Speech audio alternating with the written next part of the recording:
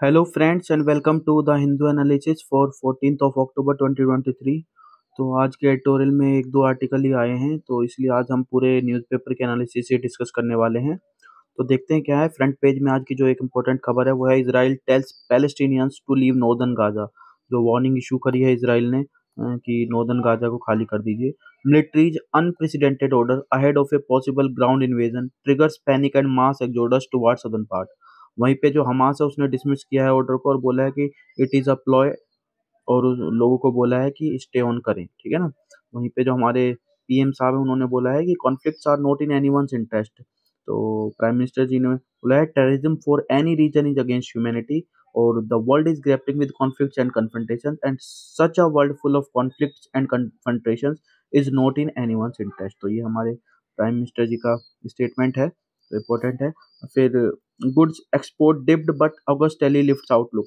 तो जो गुड्स हैं एक्सपोर्ट्स हैं वो डिक्लाइन कर गए हैं for the seven time in 8 months in September. ये आप ग्राफ देख सकते हैं पिछले 7 महीनों में कैसे ग्राफ जो है डिप हुआ है। अगस्त में थोड़ा सा जो है एक बार ऊपर को आया था, लेकिन सितंबर में फिर से जो है वो डिप कर गए हैं। और जो एक्सपोर्ट्स हैं सितंबर में अगर ईयर ऑन कंपेरिजन किया जाए तो वो डिप करे हैं बाई 2.6% जो है ईयर ऑन ईयर कंपेरिजन में। अगस्त में जो गुड्स एक्सपोर्ट थे वो रिवाइज हुए थे, resulting in 3.9% increase year on year. तो वही है जो अगस्त में एक बार इंक्रीज देखने को मिला था, लेकिन बाकी के 8 महीनों में 7 महीने जो है वो मतलब डिक्लाइन फेज में ही दिखा है। ईयर ऑन ईयर बेसिस पे अगर बात करते हैं तो जो सितंबर के गुड्स ट्रेड डेफिसिट था वो 31% लोअर और narrowed the tally for the first half of the year to $115.9 billion. 17.7% lower जो है पिछले साल के मुकाबले वो रहा है, ठीक है ना। आगे देखते हैं और क्या इंपॉर्टेंट है। यहाँ तो कुछ नहीं है। हाँ, एडिटोरियल पे आते हैं कि फर्स्ट एडिटोरियल जो था वो था balancing policy. India must pressure Israel to act responsible in the face of terror. वही है कि जो ये टेररिस्ट अटैक जो हमास ने किया था इजराइल पे उसको हमने कंडेम किया था। सबसे पहले इंडिया ही था जिसने इसको कंडेम किया, और इंडिया ने सॉलिडारिटी भी दिखाई थी इजराइल के साथ पे, ठीक है ना। लेकिन अभी जो ग्राउंड इन्वेजन की बात चल रही है उसको भी इंडिया जो है एक तरह से कर रहा है, तो इंडिया के ऊपर प्रेशर है कि उसको बैलेंस करना पड़ेगा। और इंडिया ने यहाँ पे इजराइल को यही प्रेशर करना चाहिए, मतलब ये बता रहे होता है कि जो रेस्पॉन्सिबली जो है एक्ट करें इसमें। The sentiments were repeated when mister Modi spoke to Israel prime minister Benjamin Netanyahu condemning the terrorism in all its formats. हमने कंडेम किया था कि किसी भी फॉर्म में टेररिज्म जो अच्छा नहीं है उस हर फॉर्म में वो एक तरह से कंडेम करने के लिए ही है। इंडिया का जो सेकंड बिग कंसर्न है वो था जो सेफ्टी ऑफ इट्स सिटीजन, जो वहाँ पे लोग इंडियन ओरिजिन के या इंडियन डायस्पोरा वहाँ पे है उसको एक तरह से सेफ्टी और उसको सही से निकालना जो है वो सेकंड कंसर्न है। उसके लिए आपको पता होगा ऑपरेशन अजय भी हमने चलाया है, specially as Israel began retaliatory strikes on Gaza. जो रिटेलिएशन में जो इजराइल ने जो है स्ट्राइक्स की हैं गाजा पे, उसके में जो रिस्क है सेफ्टी और कंसर्न्स हैं उनकी जो वहाँ पे इंडियंस हैं उनको एड्रेस करना भी जरूरी है। While repeating the condemnation of the Hamas attacks, the statement reminded Israel about the universal obligation to observe international humanitarian law। वहीं पे है कि कंडेमनेशन तो कर रहे हैं कि जो हमास का अटैक है उसको कंडेम किया जा रहा है, लेकिन इसराइल को भी ये याद रखना है कि जो यूनिवर्सल ऑब्लिगेशन है कि इंटरनेशनल ह्यूमैनिटेरियन लॉ जो है वो ऑब्जर्व होने चाहिए, वो उनको देख के चलना चाहिए, ठीक है ना। It carries out global responsibility to fight the menace of terrorism. और ये ग्लोबल रेस्पॉन्सिबिलिटी कि हम जो टेररिज्म की मीनेस है उसको खत्म करें। टेररिज्म का जवाब एक तरह से टेररिज्म ही नहीं है। उसके बाद जो हमारी मिनिस्ट्री ऑफ एक्सटर्नल अफेयर्स है उसने भी बोला है कि लॉन्ग स्टैंडिंग और जो कंसिस्टेंट जो पोजीशन है पैलेस्टीन इशू पे वो अभी भी हमारी बरकरार है, कि पैलेस्टीन इशू को आप ऐसे मत मानिए कि इजराइल के लिए हमने अगर टेररिस्ट अटैक को हमने कंडेम किया तो हम पैलेस्टीन इशू को नहीं सपोर्ट करें। वो है कि लॉन्ग स्टैंडिंग है और वो कंसिस्टेंट है कि उस इशू को जो है वो रिजोल्व किया जाए। अगर 1990 से देखें तो जो इंडिया है वो एक बैलेंस करने में जो रिलेशंस है दोनों चीज़ें इजराइल और पैलेस्टीन इशू पे उस पे कहीं ना कहीं बैलेंसिंग दिख रही है और एक कॉम्प्लेक्स सिचुएशन में रहा है। New Delhi establish full diplomatic ties with Israel while continuing the support for the Palestine cause. हमने दोनों चीज़ की है कि हमने डिप्लोमेटिक टाइज जो है वो इजराइल के साथ फुल लेवल पे कर दिए हैं, और साथ ही साथ हम जो पैलेस्टीन की कोज है उसको भी कंटिन्यूसली सपोर्ट कर रहे हैं। यहाँ पे कुछ एग्जांपल भी हैं। 2017 में जो है हमारे प्राइम मिनिस्टर पहले प्राइम मिनिस्टर बने थे जिन्होंने इजराइल को विजिट किया था, और फिर 2018 में जो वहाँ के इजराइल के प्राइम मिनिस्टर हैं उन्होंने भी इंडिया को विजिट किया था। और साथ ही साथ जो हमारे इंडियन प्राइम मिनिस्टर वो पहले प्राइम मिनिस्टर वो भी बने थे कि जिन्होंने एक ऑफिशियल विजिट जो है पैलेस्टीन को दिया था, ठीक है ना। तो दोनों ही चीजों को बैलेंस किया। फिर 2017 में इंडिया ने वोट किया था against the US and Israel for an attempt to declare unilaterally all of Jerusalem as the Israeli capital. जो इजरायली कैपिटल डिक्लेयर करा था इजराइल और यूएस ने, एक यूनिलैटरल जो डिसीजन लिया था उसको इंडिया ने उसके अगेंस्ट वोट किया था। तो the policy lines New Delhi is continuing to draw seem clear. पहला, टू अबॉट टेररिज्म, टेररिज्म को हम हर एक शेप, हर एक फॉर्म में जो है हम जाहिर सी बात है मना करते, कंडेम करते हैं, but not to condone indiscriminate reprisal bombings even as it holds its consistent position on Palestine. और पैलेस्टीन की जो पोजीशन है, इशू है, उस पे हम कंसिस्टेंट अपनी पोजीशन को होल्ड किए हुए हैं, ठीक है ना। तो जाहिर सी बात है ये जो पॉसिबल जो ग्राउंड ऑफेंसिव की इन्वेजन की बात हो रही है, उससे न्यू दिल्ली के लिए या इंडिया के लिए जो चैलेंज है वो बढ़ गए हैं कि हमें बैलेंस करके जो पॉलिसी हम चल रहे हैं वो ज़्यादा कॉम्प्लेक्स हो गया है, ठीक है ना। ट्रायंगुलर कॉन्टेक्स्ट ये कोई इंपॉर्टेंट नहीं है, पॉलिटिकल आर्टिकल है। आगे देखते हैं, the Muslim MP disappearing entity. तो बेसिकली जो यहाँ पे ऑथर ने सारा कुछ इसमें डिस्कस किया है वो ये है कि जो मुस्लिम कम्युनिटी है and not just it's women is greatly under represented in parliament. कि जो पार्लियामेंट में अगर आप देखें तो मुस्लिम जो कम्युनिटी है उसका रिप्रेजेंटेशन काफी घट रहा है, और अगर वुमेन्स को देखें तो वो और भी ज्यादा कम है, ठीक है ना।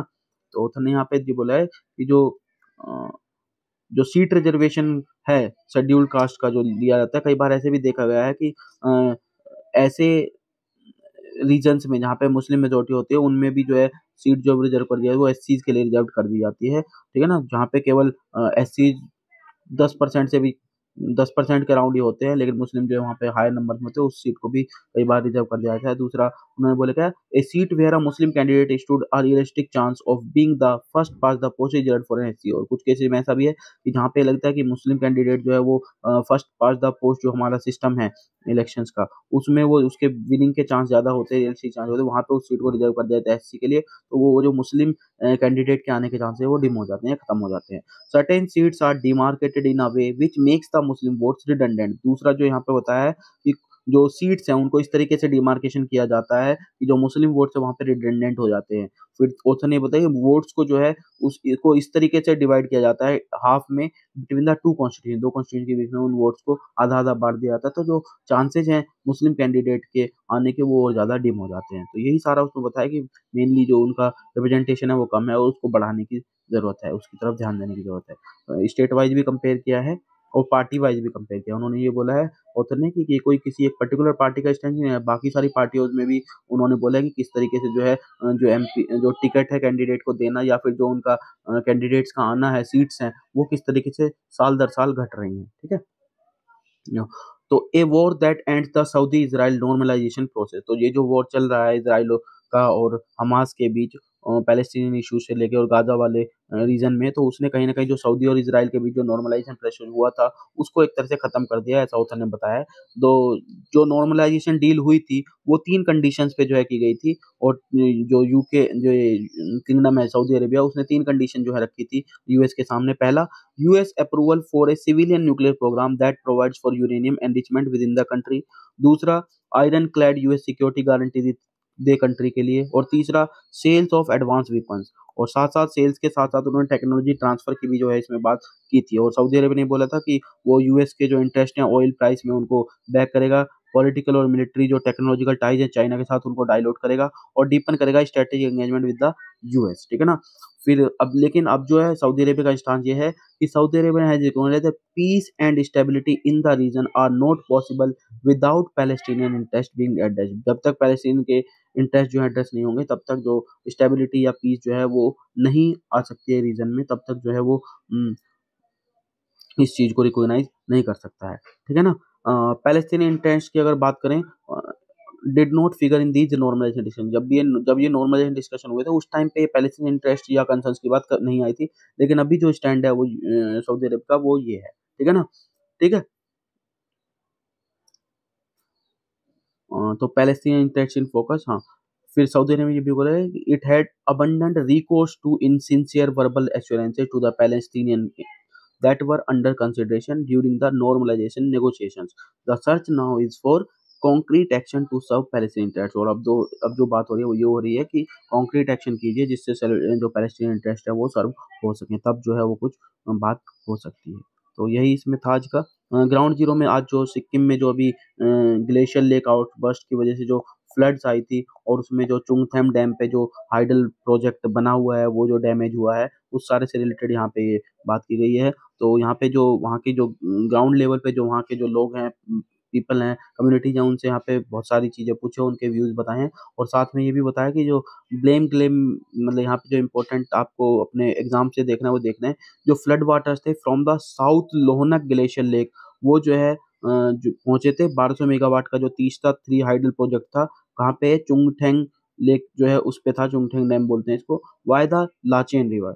और जो ये 60 मीटर हाई रॉक फील्ड ये आपका कंक्रीट डैम है, सिक्किम का हाईएस्ट डैम है ये और ये कहाँ पे है? जहाँ पे लाचेन जो है वो लाचुंग के साथ मिलती है और तीस्ता के रूप में वो निकलती है वहाँ से, ठीक है ना? तो यहाँ पे जो है लाचेन रिवर जो है वो लाचुंग के साथ मिलती है और फिर निकलती क्या है? तीस्ता की फॉर्म में वो निकलती है। तो एक चीज़ और है आपको जो इसमें ध्यान रखनी है कि तीस्ता का नाम भी बताया था इसमें। हाँ, ये है, जो रिंगू है, रुंगन्यू, ठीक है ना? रुंगन्यू जो है उसको पॉपुलरली तीस्ता के नाम से जाना जाता है। एक आपको ये भी याद रखनी है और जो फाइनल वो ये है कि अ, जो सिक्किम के फॉरेस्ट और एनवायरनमेंट मिनिस्टर थे कर्मा लोडे भूटिया जी, उन्होंने स्टैंड लिया था ज़रूर रिकंस्ट्रक्शन जब हो रही थी डैम के लिए। उन्होंने बोलता है कि our soil is very young and north Sikkim is a landslide prone area, so I feel the construction of a dam is not advisable. उन्होंने ये बोला था कि जो कंस्ट्रक्शन डैम का कंस्ट्रक्शन है वो एडवाइजेबल नहीं है और वहाँ के जो लोग हैं वो तो ये कह रहे हैं कि वहाँ पे पहली बात तो डैम होना ही नहीं चाहिए था, उससे उनकी प्रॉब्लम्स बहुत बड़ी हैं और एनवायरमेंटल जो कंसर्न्स है वो भी कहीं न कहीं उसी से रिलेटेड हैं। तो इन सब चीज़ों को ध्यान रखना पड़ेगा। Next is Supreme Court raps Maharashtra speaker for disregarding court order. तो यहाँ पे जो टॉप कोर्ट है उन्होंने बेसिकली जो महाराष्ट्र के जो स्पीकर हैं उनके अगेंस्ट ये बोला है कि जो उनको प्रोसीडिंग्स नहीं चलाए उन्होंने चीफ मिनिस्टर जो शिंदे हैं और अदर एमएलए थे जिनके ऊपर एंटी डिफेक्शन के जो है वो प्रोसीडिंग्स चलनी थी उसके अगेंस्ट उसके लिए इन्होंने बोला है कि उसको एक चैरेड की तरह से रिड्यूस करके रख दिया है। तो यहाँ पे जो सीजीआई हैं उन्होंने बोला है कि he is acting as an election कि मतलब उनको चीफ जस्टिस ने उनको बोला है कि स्पीकर को ये बताया जाए कि वो जो सुप्रीम कोर्ट के ऑर्डर है उनको डिफीट नहीं कर सकते हैं, उसको एक तरह से वायलेट नहीं करेंगे क्योंकि जब एंटी डिफेक्शन अगर मतलब डिस्क्वालिफिकेशन पिटीशंस अगर हैं आपके पास तो the speaker is acting as an election tribunal when he is hearing disqualification petitions under the 10th schedule. तो यहाँ पे आपको 10th शेड्यूल पढ़ना ज़रूरी है, एंटी डिफेक्शन की क्या-क्या प्रोविजंस है वो आपको यहाँ पे पढ़ना ज़रूरी है और स्पीकर का क्या-क्या रोल है, डिस्क्वालिफिकेशन कौन करता है, ठीक है ना? इसमें कौन डिसाइड करता है, ये सब आप एक बार देख लेंगे, ठीक? और ये जो इश्यू था वो ये था कि टोटल 56 एमएलए के अगेंस्ट जो है डिस्क्वालिफिकेशन के चार्ज जो हैं वो लगे थे और वो फेस कर रहे थे disqualification procedure under the 10th schedule और उसमें जो है इसको ये बोला है कि आप उसको टाइम लिमिट आप बतानेंगे, उसको टाइम शेड्यूल आपको बताना है, ये कब करेंगे और इसको जो है ये एक्शन जो इसको आपको लेना है वो इलेक्शन से पहले-पहले जो है आपको इसमें डिसाइड करना है और एक्शन लेना है, ठीक है ना? यस, ऑपरेशन अजय आपको बताया था हमने अभी कल परसों, ऑपरेशन अजय बेसिकली इज़राइल में जो इंडियंस हैं उनको वापस घर लाने के लिए चलाया जा रहा है और पहली फ्लाइट में जो है 212 सिटीजन्स को जो है हम इज़राइल से लेके आए हैं।